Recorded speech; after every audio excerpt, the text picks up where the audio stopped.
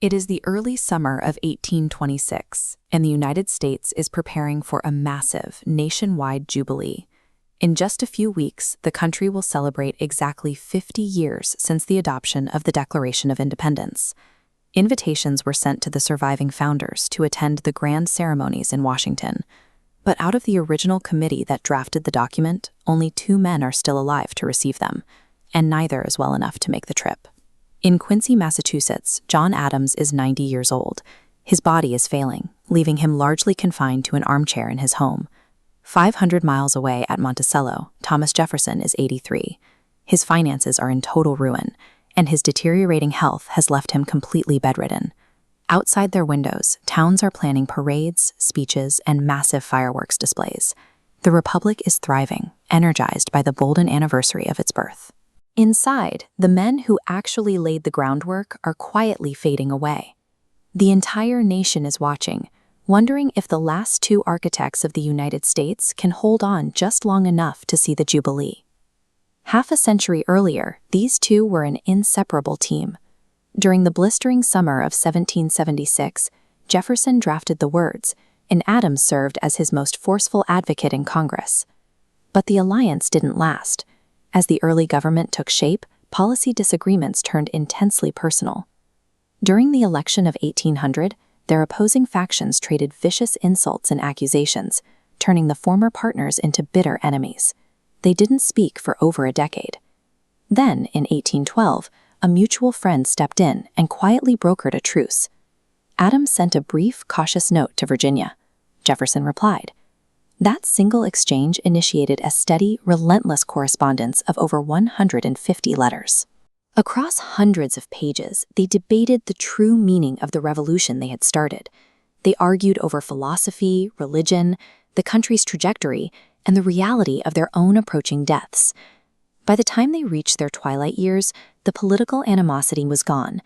They had become indispensable sounding boards for one another, bound together by a shared history that no one else could truly understand. We jump back to late June, 1826. Jefferson's condition is worsening by the hour. He drifts in and out of consciousness, waking only to ask the people gathered around his bed the repetitive question, "Is it the 4th yet?" In a letter sent days prior, he described the Declaration as a signal to the world, definitive proof that people were capable of governing themselves. He finally gets his wish. He makes it through the night of the 3rd. Then, at exactly 12:50 in the afternoon on July 4th, Thomas Jefferson takes his last breath. The clock moves forward. It is roughly 6 this evening, on that exact same day. 500 miles north, John Adams is fading. Surrounded by family, Adams speaks his final words to the room. Thomas Jefferson survives. Information in 1826 moves only as fast as a horse can gallop.